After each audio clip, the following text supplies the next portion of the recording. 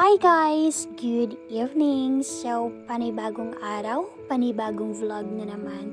So, yeah, I'm going to cook one of my favorite ulam also is puchero. But then, ang sinasahog is hindi yung patatas kundi yung kamote.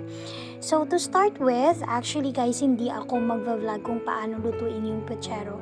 Actually, may naisip akong gustong gawin. Mahilig din ba kayong magbasa? Actually, ako mahilig ako. Pag may time ako, nagbabasa ako sa University Secret Files.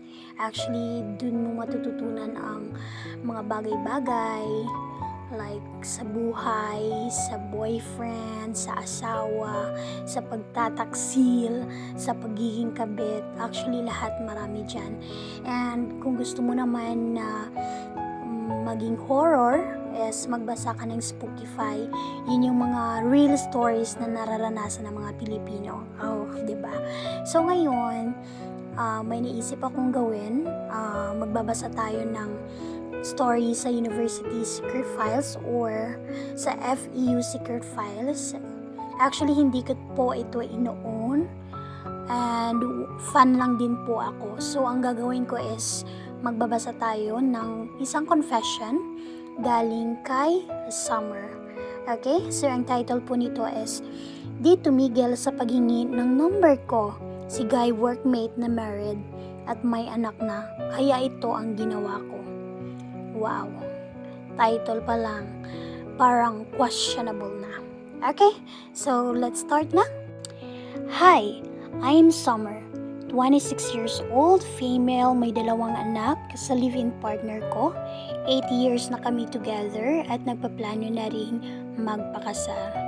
Way back September 2023, nagkaroon ako ng magandang trabaho sa isang telco company dito sa lugar namin. Doon ko nakilala si Delo. Nagkainuman kami after work sa isang bar, tapos doon din kami nagkakilala personally.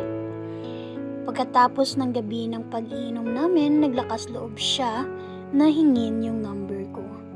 Nagdalawang isip pa ako na ibigay kasi alam ko nakasal siya at may anak na rin siya. Fast forward.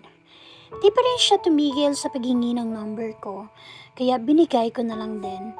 Ang sabi niya naman kasi ang purpose ng paghingi niya ng number ko ay para maging kaibigan lang. Kaibigan. Alright, so continue hanggang sa nagkakausap na kami.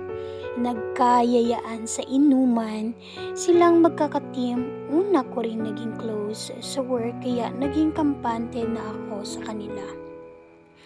Lumipas ang ilang buwan, halos kami na lang ang magkakasama.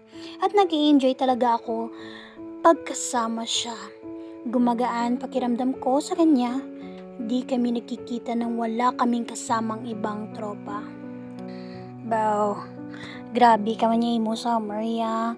So nangayon na siya gani number nimo. So but silingon may motibo ang ina nga lalaki sa imo. Okay? So ano ay hanang ma-advise tani sa iya no? So continue na. So one time nagkayayaan kaming dalawa. Inaya ko siya sa Davilan para tumingin sa city lights at mag-road trip na rin. Kaso umulan, hindi kami natuloy doon. Pero nag-insist siya na mag-motel na lang daw kami. Sumama ako kahit awkward hanggang sa nag-inuman kami. Aware naman ako na may asawa siya hanggang sa may nangyari sa amin. So, anong buot silingon sini? So, natabo ka mo. So, wala bala sang motel nga dapat kaduan kung wala ka man nagpasugot, di ba? So, wala ko nag-insist nga sala mo man ha. But then, ara ka sa right decision dapat eh. So, kabalo ka na sang possibility nga matabo. But then, you still choose it, okay? So, continue natin.